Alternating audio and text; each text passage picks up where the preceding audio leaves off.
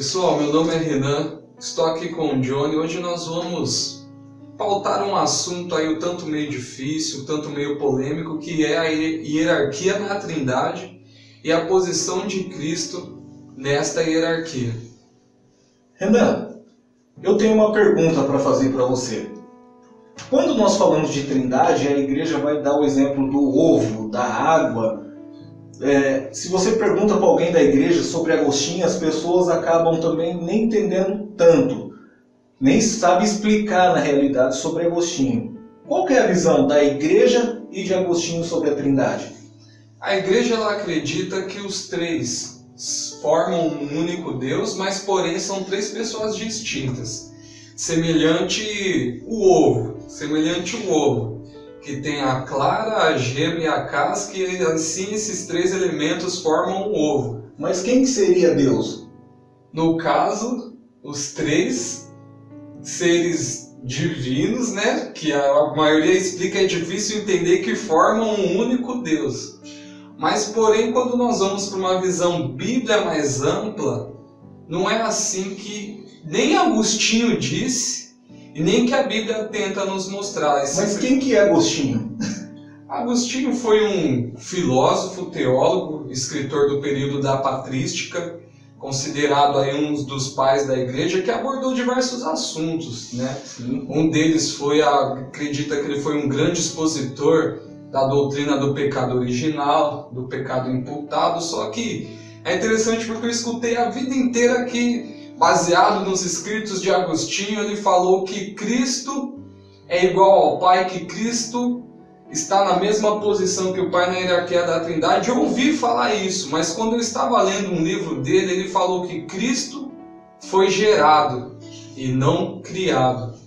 E aí que está o ponto principal. Segundo Agostinho, que eu li, depois eu ponho a fonte do livro aqui para vocês, ponho a página, Cristo teve um início. E segundo a Bíblia, o que ela tem a nos dizer?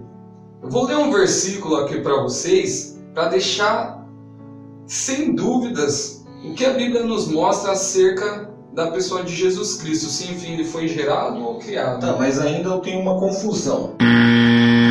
Por favor, como eu sou da igreja, eu quero entender a Trindade.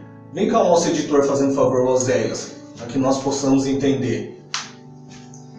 Então a igreja diz, esse daqui é o nosso irmão Oséias, que Deus é os três, é isso? Isso. Três pessoas distintas, sim, que formam um único Deus. Então, mas cada um tem sua Confuso, né? Eu estou perdido. É difícil. Então Oséias é eu sou você, você é Oséias e... Outros falam que são pessoas distintas, mas com a mesma substância. No caso, a substância é divina. Compõe um único Deus.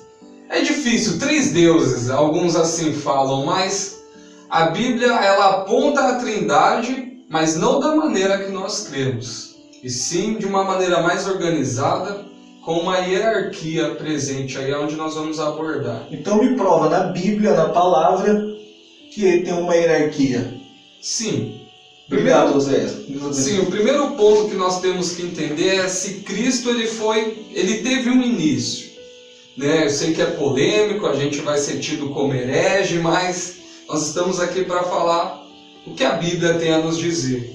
Em Colossenses, no capítulo 1, no versículo 14 a seguir, o apóstolo Paulo, inspirado pelo Espírito Santo, ele fala da seguinte forma: em quem temos a redenção pelo seu sangue, a saber, a remissão dos pecados. Ele está falando de Cristo, o qual é a imagem do Deus invisível, o primogênito de toda a criação, porque nele foram criadas todas as coisas que há nos céus e na terra, visíveis e invisíveis, sejam tronos, sejam dominações, sejam principados, sejam potestades.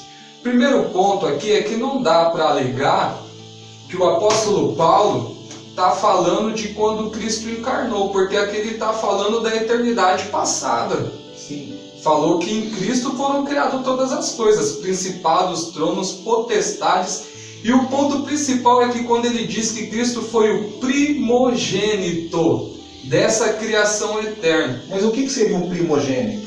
Primeiro gerado, o único da espécie. Isso é primogênito. Primeiro gerado.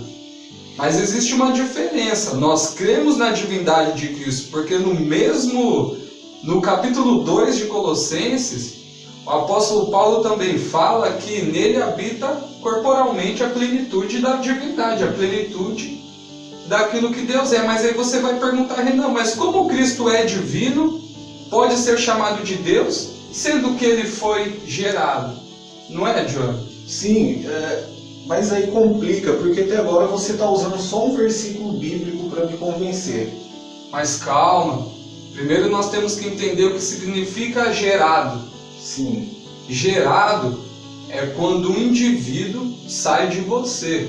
Então eu fui criado, eu fui gerado por Deus. Sai das suas entranhas. Você foi criado. Você Agora, foi criado. Qual que é a diferença do criado para o gerado? O gerado, por exemplo, você criou ou gerou o seu filho, João Davi? Eu criei. Não, você gerou, ele saiu de você, tem o seu DNA, carrega a sua carga genética. É a mesma coisa, Cristo foi gerado, ele saiu das entranhas de Deus. Por isso ele é igual ao Pai e pode ser chamado de Deus. Só que tem um problema. Sim. Você gerou seu filho. Sim. Mas na sua casa seu filho é maior que você? Não. Essa é a grande questão da hierarquia na Trindade. Mas enfim, vocês querem mais um versículo bíblico para nós mostrarmos essa questão de que Cristo foi gerado, né? E vocês perceberam que em nenhum momento aqui nós diminuímos a divindade de Cristo. Hebreus, capítulo 1, verso 5, diz dessa forma: porque a qual dos anjos disse jamais: tu és meu filho, hoje te gerei. Eu lhe serei por pai, e ele me será por filho. O texto de Hebreus, ele é uma recitação do Salmo 2, verso 7, que o próprio Deus diz para Cristo, dentro do contexto, né, de Hebreus e do Salmo 2, tu és meu filho, hoje te gerei. Só que alguns podem chegar e falar, Renan, mas esse ele está falando da encarnação de Cristo. Exatamente. De quando ele foi gerado no ventre de Maria. Só que tem um problema. O significado da palavra gerar vem de dar origem. Significa dar origem, gerar. E ali na encarnação de Cristo não foi a origem dele, porque ele já existia em outro plano eterno. Então realmente esses textos falam que Cristo foi gerado e não criado, e que ele teve uma origem, da qual nós já explicamos, que ele saiu das entranhas de Deus, por isso é igual a Deus, e por isso nele habita a plenitude da divindade. Entendeu, John? Entendi. Por isso que o nome dele é princípio e fim. Isso, por isso que o nome dele é Alfa e Ômega. Por isso é Pai da eternidade, porque ele existiu antes da eternidade, e foi por meio dele que Deus criou a eternidade e todas as coisas que existem e subsistem. Renan, ficou esclarecido. Tirou algumas dúvidas minhas. Mas eu creio que os irmãos que estão assistindo, e eu também tenho essa dúvida.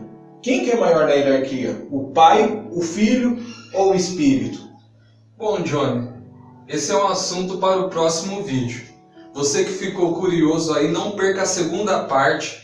Se inscreva no nosso canal, dê o seu like, ative o sino aí para receber as notificações e lembre-se de uma coisa, que o conhecimento liberta.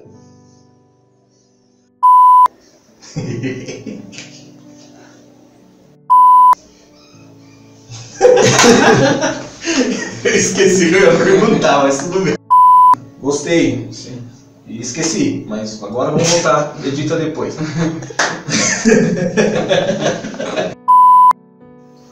Calma aí, Zé. Calma aí. Arrumar a calça aqui. Vai com erros de gravação. Muitos até do peso do peito. Que muitos ainda não conhecem. E aí, mano?